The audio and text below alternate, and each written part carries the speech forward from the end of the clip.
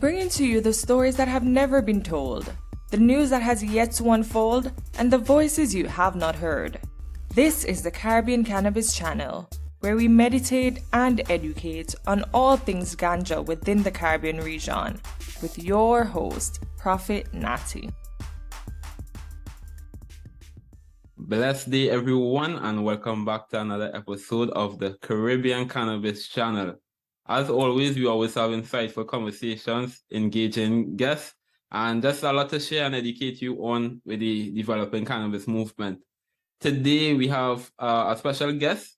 She's a community worker, a social advocate, a ganja lover, and I will say the founder of the movement, Stay Calm, It's a Plant. We have Quilin, and just to share a little bit about what she has been doing about the community work within Trinidad and Tobago, and even in the wider region, as I know that she not just supports the cannabis movement locally, but also regionally and on an international level. Quilin, how are you feeling today? How are you? Give thanks. I am feeling great. Very thankful to be here on the podcast to share, what's going on in Trinidad and Tobago and, lend a voice to the Caribbean outreach. Definitely. And we appreciate you taking the time to come and share your knowledge and your wisdom with us.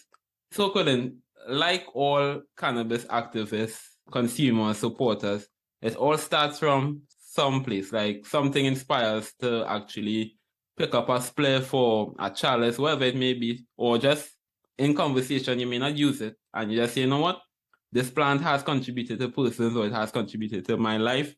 What's your story? Where did you start in terms of cannabis advocacy? Well, I love to start with the fact that the way I was raised, my environment, my parents and such was very not a household of liberal use of any sort of drugs or, at that time, I was raised in the 80s, early 90s. That was my childhood. And, my parents didn't even smoke cigarettes. They were social drinkers. So being raised in Superior, which is southern countryside Trinidad, cannabis was very demonized, in that growing up as a youth, I thought it was drugs.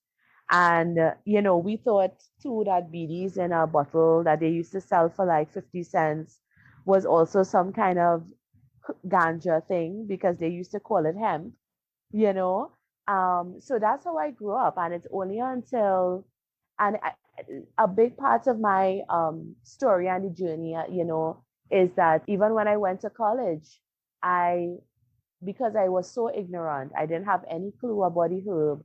I didn't even, in that time, to be honest, we didn't have Google and Facebook either. When I was in college, Facebook was like now coming out. So it's not like we had all these resources, but we still thought cannabis use was very like hush hush and, something illicit. And I had a friend in college who confessed to me that she smoked pot with her boyfriend. And I remember being like, this is crazy. Oh my God, how could she do this? And I stopped being friends with her. And who is this person dealing with anybody who doing drugs? So I kind of locked off. So that, that's a big, a very structured Catholic background, not having the knowledge and it being very stereotyped for us. In my 20s, this incident happened, lock somebody off and alienate them. And if I had checked myself and asked the question, this was a young woman who was a student government leader. She was in a sorority, very well respected African American student leader on our campus. Mm-hmm. And that didn't click to me. All I heard was pot and was like, no, we're not dealing with it. Criminal. Yes, not dealing with her, right? And so that was my early 20s. And then I remember being introduced to ganja the first time in the Cayman Islands by a friend of mine. Again, not having no idea, but being more liberal to try it. And that was a good experience as a first experience. And then to say, really start using cannabis was like 25, 26 years old. I had just migrated back to Trinidad from America. And I was spending time with my first cousins who were all young professionals in different fields. as diverse as being a teacher to work in Petrotrin, and they were smoking ganja. And when I Mm. lined with them, they were like, yeah, we just smoke weed, try it. And I was like, what? You know, yeah, and that was all of this was like, these are the things that have to click in your consciousness of like when you think about preconceived notions and what you were taught to believe, and then you are faced with it in real life. And when you check the two things, they don't line up. So it's like somebody always telling you people who use ganja are like, they're delinquents and they're drug users and they're violent or whatever they want to say. And then you meet somebody like me, and you talk to me and you're like, but she real quiet, nice. And she seems to be very soft spoken and, nah.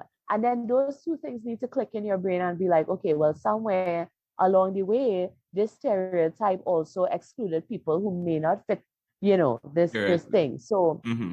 right? So that was my kind of awakening moment when I realized that my cousins, who were all professionals in corporate Trinidad and Tobago, were using ganja, and this is before it was decriminalized. So that started my social use of cannabis, where I was with my family and I felt very safe in the environment. And through them, I also met other people that became parts of my intimate social circle who I'm still good with today Mm-hmm. because we smoked ganja, but then we developed and became friends, right? And then the advocacy came in when, after moving home, seeking actual practice, seeking God, I found Rastafari. And that journey to growing my dreads and finding Ethiopian orthodoxy and all of that really also opened my eyes to racial prejudice in our country. Mm-hmm. That, as much as I was a Rasta woman, I was very much in the part, in that young part of my Rastafari journey. I was very, as we were saying, when your fire burning. So very red, gold, and green, and very strong Rasta woman, trodden, militant. And yet, when I was with friends who were of a darker complexion, even my son's father, when we were together and moving, I saw racial discrimination targeted towards them because they were of a darker complexion and more prevalent African features.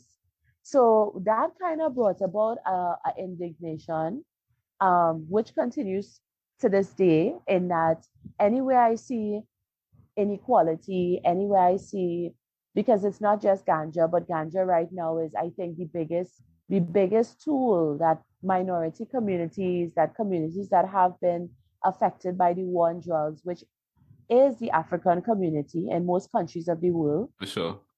This is why I focus on ganja right now, because I think that in the near future, and once people see it like that and they start to do the work, that it's going to become a big economic tool to rectify the discrimination that the war on drugs brought on to a lot of communities. So that's why I'm focused on ganja. But I was saying that, I'm a social activist. Anywhere I see inequality, anywhere I see injustice, I am, very much there and lending a voice. So that is how it got started. And in 2012, I was just like, I really wanted to say something about cannabis use. I didn't know what it was. But then at the same time, a very prolific artist from Trinidad, Darren Chiwa, put up this piece of artwork, which is now my logo. Stay calm, it's a plant. And I was like, yes, that is what I want people Founded to do. the Yucca Yes, movement. that is it. That is what I want people to know. Stay calm, it's a plant, And I reached out to him and I said, Darren, this is what I want to do. I really would like to use this piece of artwork as a tool to send up this message. And he was like, yeah, big up yourself, use it, no problem. And that was the beginning. Yeah, and I just started. I learned how to screen print through a Rasta sister in Tough Like Iron, who is a Jamaican designer, reggae singer now, or artist, but she was a designer at that time and she taught me how to screen print.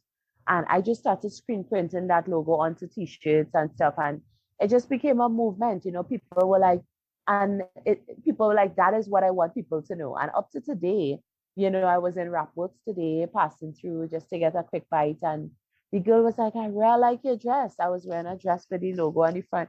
And she's like, I want people to know that they should stay calm. It's a plant. And, and I was like, good, that's really important that even to this day, the message is very relevant, So yeah, I mean, I hope that wasn't too long, but that's kind of like the quick journey of, growing up in a very sheltered background, going into my young adulthood, even living away, not having exposure to certain things, going through my own cognitive dissonance, where clearly it had people who looked like me, was educated like me, but they used ganja and they were okay, and I haven't now to be like, oh, okay, maybe ganja isn't such a bad thing.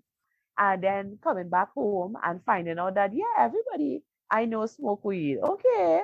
And then through Rastafari, going into the whole advocacy of the plants and not just the plant, but the community of Rasta, which is again a big part of my activism as well. I mean, I didn't say that, but I'm sure you'll ask me, but yeah, that's a big part of my activism too, ensuring that the Rasta community get the recognition and the reparations due to them as being like the most, especially in our side of the world in the Caribbean region. One of the forefront we would say that, runners. yeah, Mhm. you understand. And when we say forefront, heavily criminalized. You know what I mean? We see them now as like vanguards and being like the proponents for cannabis, but the reality is the Rasta was The most criminalized, the most prejudiced. Yeah, a lot of injustice, man.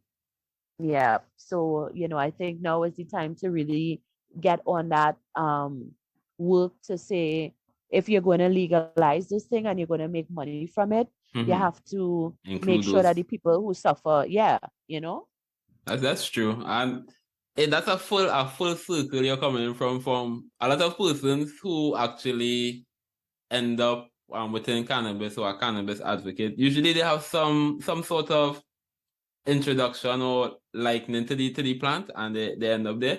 But you came from a space of saying, yo, this is like total wrong, this is bad, etc. to actually understanding and opening up yourself to actually wanting to learn.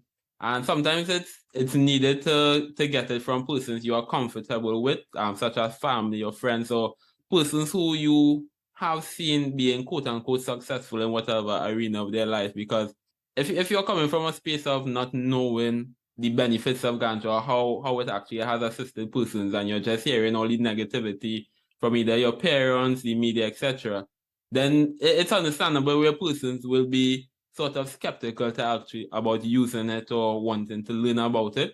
So yeah. I think having that support network or people around you who actually use it and successful is very important, which is why we always need persons to speak out about it, to be confident about the cannabis use. So everybody who uses it and probably in their closet now understands that, yo, this is nothing to really be shame about. This is something to actually claim and support and bring to the forefront, so that now that a movement is happening, we'll be able to support it and push towards the legalization, so that one, you could use it freely without any stigmatization, as well as those who have been stigmatized, they get their justice from it, such as the Rastafarian group.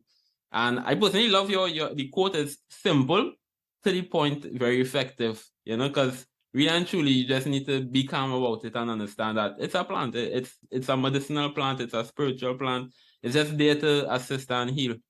Currently, you do a lot of community work, a lot of workshops as well. What is the importance? So why do you see that as being a main tool in terms of gathering support or reaching out into the community? So what got you to that point? Well, part of it is brand building. I mean, straight up, in terms of building Stay Calm, it's a plant as a movement as well as a business, because I am building generational wealth. Amen, That's how I amen. look at it. So, just to expand what it is we do and not just t-shirts or just paraphernalia, but also to be a kind of forerunner in the educational part of it, especially in Trinidad and Tobago. I mean, I am thankful for the outreach I've been able to be a part of in the region. But in terms of, so that's one part. But then the really important part for me is the whole breakdown of a taboo, of a stereotype or stigma. It's only when we're at this point where, and I hope those who listen to this podcast have their own eureka moment where we have to consciously and actively break down this taboo.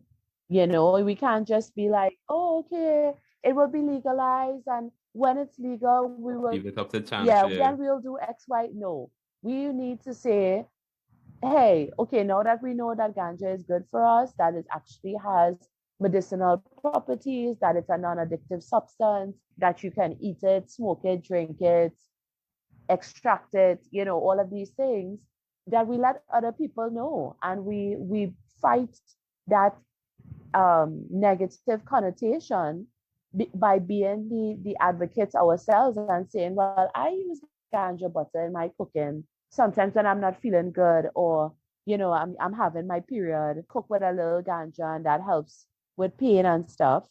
And that is how I want people to normalize ganja use. You know what I mean? I think that people just need to be very honest about how it works for them and why they use it. And for those who don't, sorry, not those who don't, but for those who do use it and are professionals and are from a part of society that may also have been the people upholding the prejudice. So, for example, I always say this: according to the Cannabis Control Bill that was written by former AG Faris Alwari, and that was recently passed to a point, it hasn't been enacted yet as constitution, but it's already been passed in the lower and the upper house.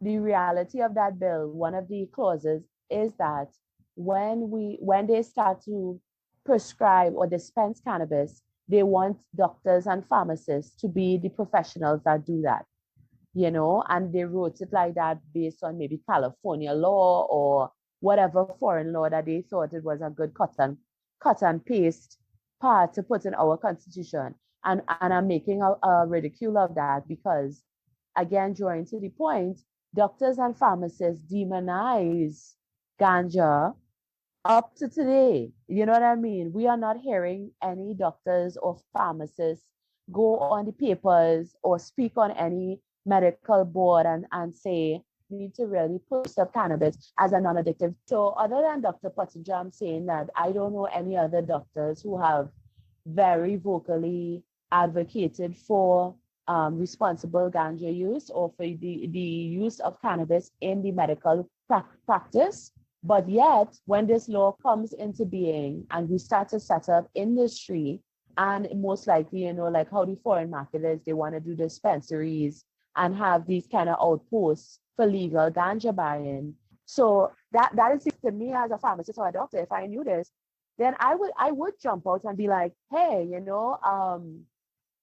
whoever drugs and whatever is going to soon be part of the whole legal cannabis industry. And if you want to learn more, come to our workshop, come to our outreach, And I think they are the ones that really are supposed to be doing that, and they're not. And, I've been in the hospital too, and have heard doctors ridiculing somebody who say, they want a little marijuana for the pain, and they're like laughing at him.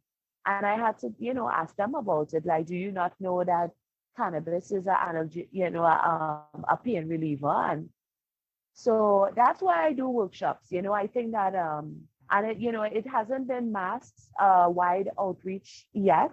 I do hope that the opportunity will come that we can offer this to, anybody who is interested, including minors. And let me also, speak to that where.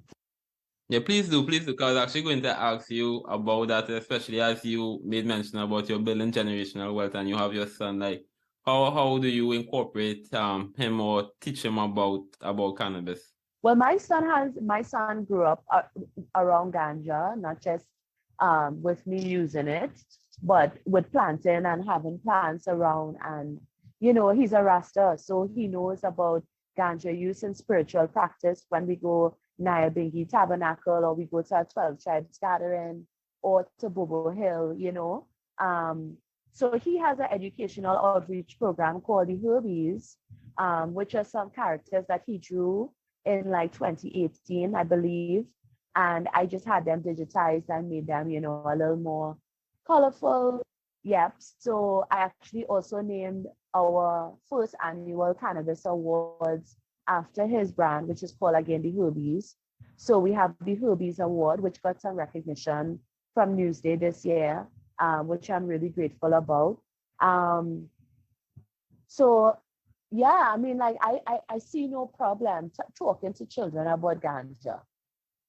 And on the whole, I think we need to also, again, coming back to hypocrisy, we as adults need to stop, you know, you're smoking cigarette and you're drinking rum around children when it's Christmas time, or when it's Easter, or, you know, big line going on, and all the adults in a corner drinking rum and smoking cigarette. And, you know, you don't tell the children nothing. All the children know is that that's what the adults doing over there. You know, that's adult people thing. Exactly. But where is the conversation, and where is the understanding that, you know, I'm doing this because XYZ?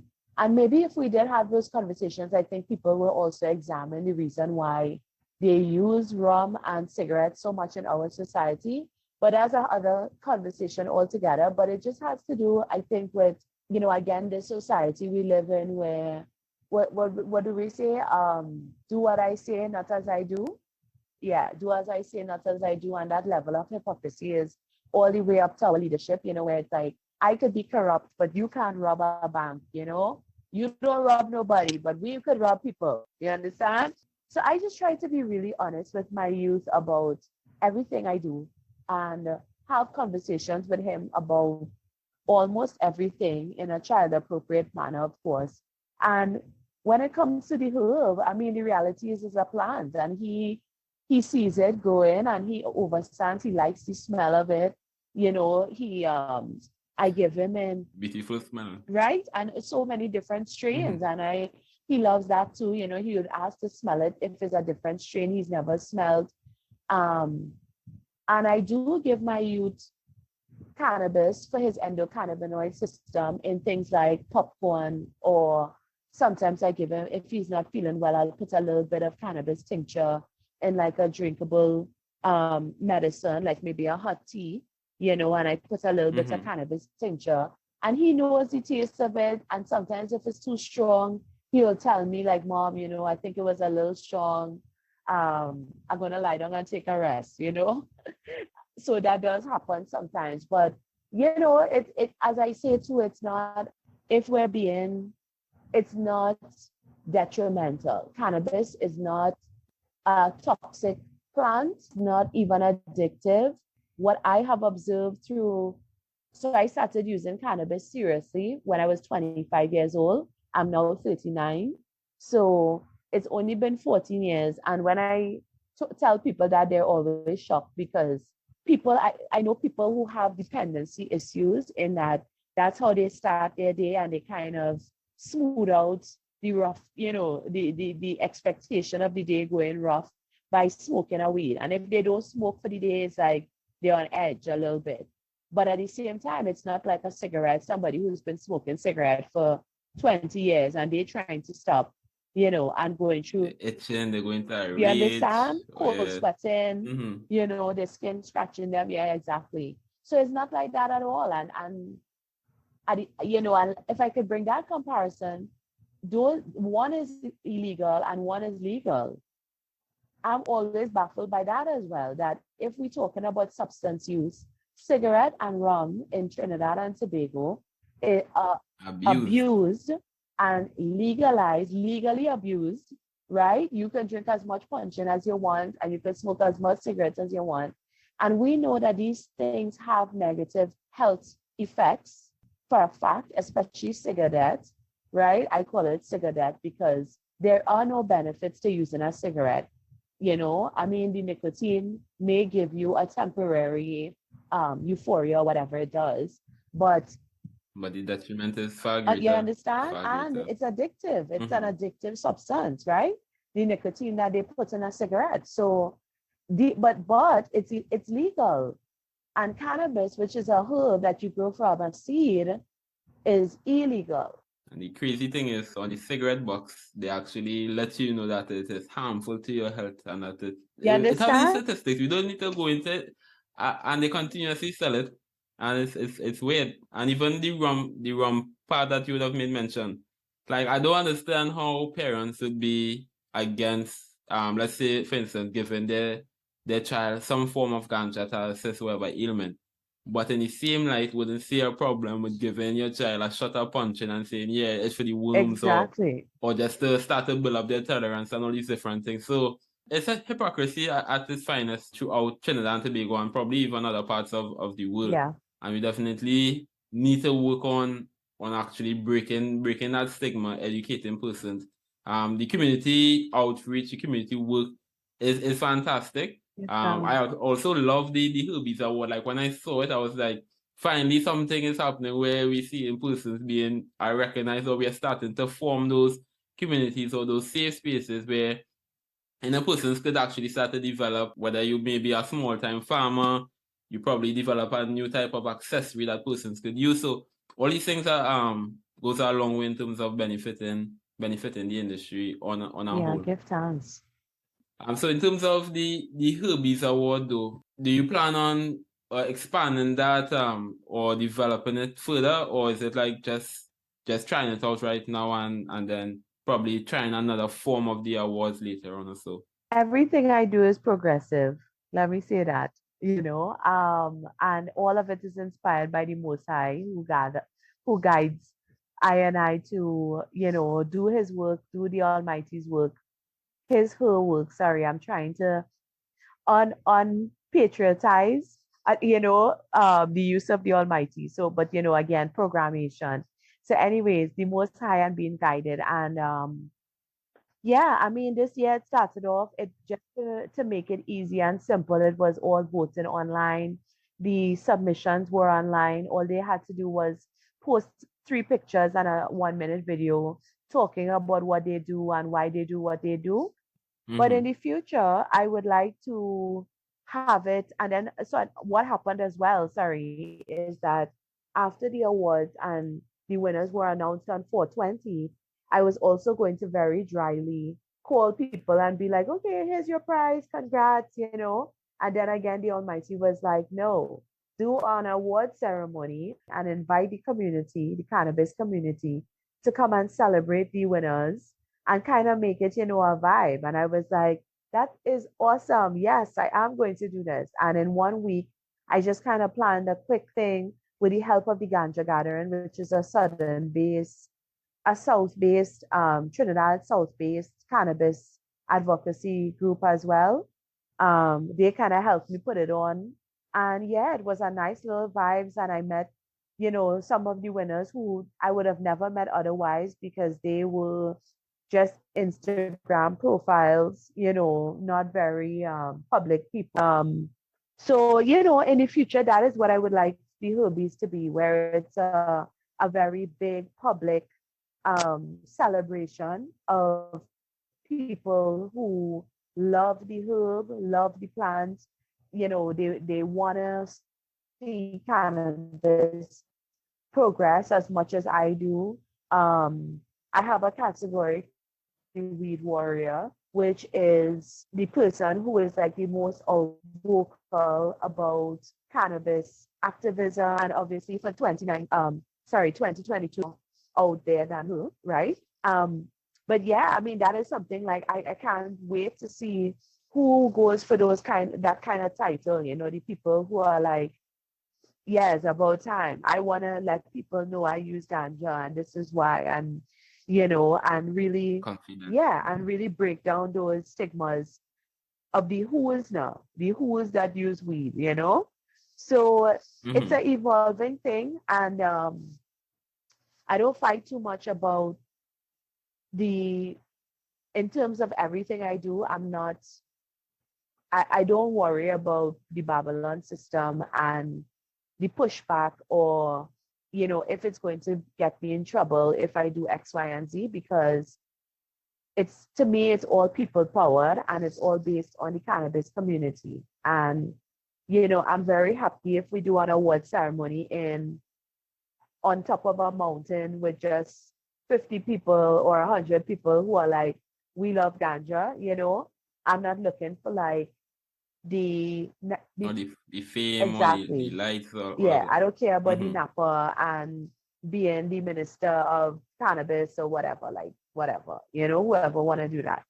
So yeah, I mean, it's a, as I said, it's me evolving too. And when the time is right, things happen where I am blessed with people who just come into my life and are like, we want to help you do this, and it happens. Yeah, definitely. I'm looking forward to the next Ruby's Award. Hopefully, I'll be able to be there in Yes, person. Currently, I'm outside of the country, so all of the events, all the treasure hunts and stuff that's currently happening, I'm missing out on that, unfortunately. But home will always be home. So when I'm back there, definitely partaking all that's happening. for sure. Now, as we close, we always like to just get some random questions just for our listeners to know who you are as a person. Nothing too personal, but just to understand For what sure. gets Quilin ticking.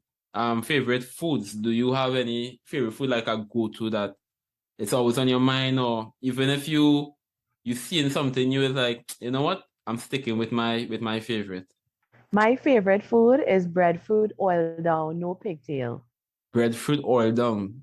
Trini style or Grenadian style? Grenadian Grenadian style. style. Well, no, once it have no pigtail and enough coconut milk. Once it have no pigtail and enough coconut milk. That's the Yeah. best way to eat oil dog. Like actually the best oil dog I got was from my Grenadian friend. Boy, I'm still in love with it today. I never had an oil dog after that, but she always makes me remember oil dog, and it's like, whoa. And in terms of music, like I've gotten some awesome music artists or songs that has inspired or just makes people feel irie. Like, are there any music artists that you always groove to, or a favorite song of yours? Well, right now, Burna Boy is on the top of my playlist. True, You well, know, okay. yeah, I'm really enjoying Burna Boy music. I just love his energy, even though, yes, I don't speak Yoruba, and I half of the things I probably don't understand. But yeah, Burna. But other than Burna, because it's a new discovery, and I'm just getting into the whole Afrobeat genre, more now than what we Mm-hmm. hear on radio and all of that. But other than that, Chronics, the whole reggae Classic. revival, more Chronics though. I think Chronics has stayed really true to the Rastafari overstanding, and Mm-hmm. he hasn't tried to go mainstream, which I think some of the other artists, without calling names, have kind of gotten lost in trying to get too mainstream, I think. Mm-hmm. um yeah, I mean, and other than that, more reggae. I love conscious music. I love Bob Marley. You can't go wrong. But Never. Chronics is definitely when I'm in a mood and stuff. That's my artist. No, Chronix is a classic, and what I love about Chronix, as you said, he doesn't go into the mainstream. However, Yeah, he's able to blend the old school with the new school perfectly. So, like, whether you're 50 or you're 20, you could groove to Chronix, you could vibe to Chronix, because you the could skank. energy is just there. And as I said, he keeps that contrast message, but Yeah, also puts it into a way where you could vibe to his music, and it doesn't seem as though it's just for a particular type of people, or you have to be heavy rasta or these things. So persons just have these stereotypes. Or if you listen to this type of music, XYZ. So yeah, Chronix is a fabulous artist, and the work that he does is amazing. Yeah. yeah. Give So, thanks. so before we do leave, Quilin, is there anything that you want to leave with the guests? Maybe I guess no, leave with the listeners a Yeah. message of positivity, or what they could do to if they want to support the cannabis movement in their own lives. Well, I mean, my closing message, at least for Trinbagonians, is don't get caught up in legalization as an answer to regulating or somehow legitimizing Mm-hmm. cannabis in our society, because one, it's been here for many, many years, for decades. It's only now people are speaking about it and feeling comfortable to be open, but it's always been here. And if people know anything about legalization around the world, I have yet to see a legal model that has been repertory in its justice and has True. been equal, has given people equity. I have yet to see that. It's still predominantly white males who run legal ganja, and Correct. yeah, so I'm not moved by any sort of, and I think even the name of the bill um is like, again, it's so telling of our society in terms of how they see things. But the Control bill. cannabis, yeah, the cannabis control bill, which is so funny because they've never been able to control it.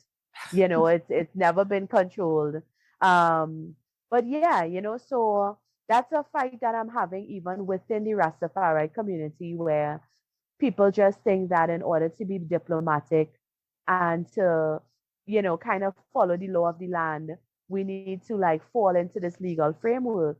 Mm-hmm. But, at the end of the day, unless we try to really correct the wrongs of the colonial past, and I think this is one of the, again, I use ganja as a tool and as a specific landmark victory to say, if we could get recognition for this plant and we could get people to agree and say yes, um, cannabis was used to criminalize people of a particular background or a particular cultural identity.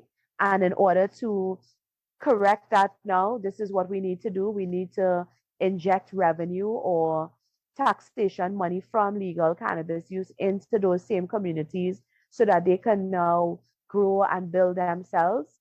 Unless those things happen and unless a government minister is saying these things, I have no hope or no faith in that system or that system to say that they are trying to really push or progress us, progress the society forward. It's all a fast. And I think people just need to build community. I say community, COMEUNITY. And we need to build community because the people are the power. Democracy is only as good as the people that make it work, who are the people who Correct. vote for their leaders. Mm-hmm. So we can't just give up those, we can't not give up, but we can't forget that we are the ones that really have the power. And it's not 5 years. You don't have power every 5 years. Like, on one day you get your power. No, your power is there. And, you have to exercise it in certain ways. And sometimes the best way is just to opt out, which is what I choose to do. In that I'm not, again, and I've been very vocal on other programs by saying this: I will not participate in any legalization of cannabis in Trinidad and Tobago, for the reasons mentioned before. Um, and instead, what I choose to do is build community. And I do that through the workshops and I do that through educational programs and by doing collabs with brands and young people who are coming up and wanting to be in the cannabis industry and help build Trinidad and Tobago. So I think if we do that enough and we just bolster each other up, um, we will reach somewhere, and I really hope that is the future where we have a strong people powered community based advocacy society, that tries to correct wrongs immediately and not wait for things to just bubble over and become an issue that we can no longer ignore. Definitely, I couldn't end on a better note. Really and truly, what we need to be focusing on is building community. And Yeah. again, you all will understand the unity aspect. That's what we're really focusing on, and that's bringing together everyone. Quilin, it really and truly has been a pleasure having you here. You have left me inspired for sure. Learning about your story, learning about the movement. But before you do leave, just tell the listeners how they could actually keep in touch with you and follow along with the Stay Calm It's a Plant movement. Yeah, for sure. Well, thanks to the Caribbean Cannabis channel as well for having me on. Great work, Nathaniel. I too am inspired by, this level of dedication to get these stories of the Caribbean out there around this Thank you. plant. Thank you. Yeah, it's very important and it's a great work you're doing. Stay Calm It's a Plant is active on Instagram. It's Stay Calm It's a Plant with 2 T's at the end. I mean, we are on Facebook as well, but Instagram is more the active page.